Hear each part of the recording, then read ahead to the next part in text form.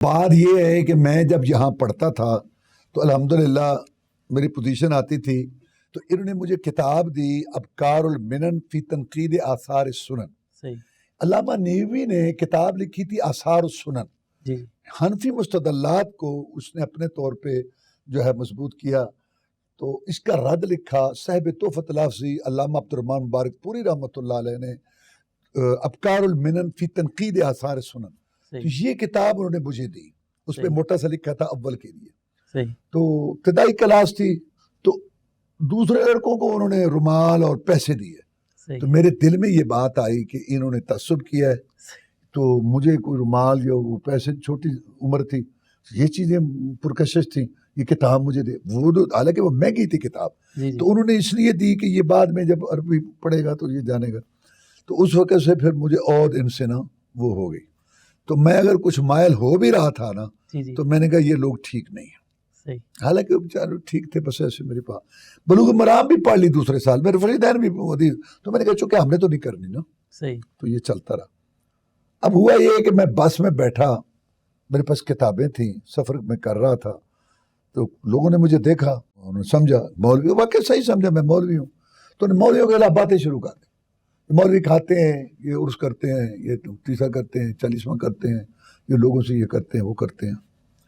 وہ بات کرتا رہا، مجھے نشانہ بنا رہا تھا، سارے بس والے دیکھ رہے تھے، میرے بات کر رہے تھے. جب اس نے چپ کی تو اللہ تعالیٰ مجھے معاف کرے، میں نے اس کو گالی دی. میں گاؤں سے آیا تھا، ابھی سال ڈیڑھ ہوا تھا، گاؤں میں ایسے ہمارے وہ مسئلہ نہیں تھا.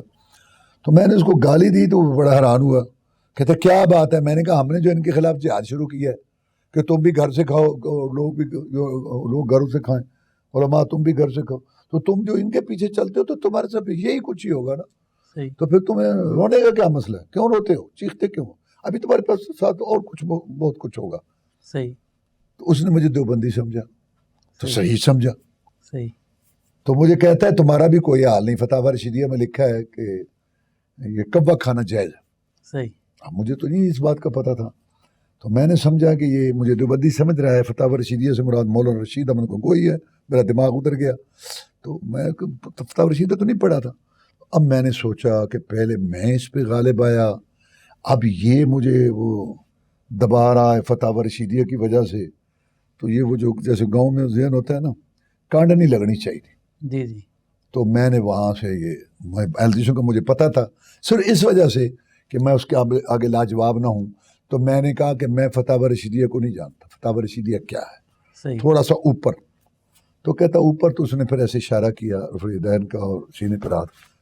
کہتا وہ، میں کہ ہاں. کہتا ہے اس نے میرے سامنے ہاتھ باندھے کہ تمہارے ساتھ بات نہیں ہے. پھر اس نے لوگوں کو کہا کہ یہ لوگ جو ہے نا، ان کی بات سیدھی سیدھی ہے، اللہ رسول والی، یہ ان میں یہ باتیں نہیں ہیں. تو میں نے پھر اگلا سفر فاتح کی حیثیت سے کیا اور مجھے بڑی خوشی ہوئی.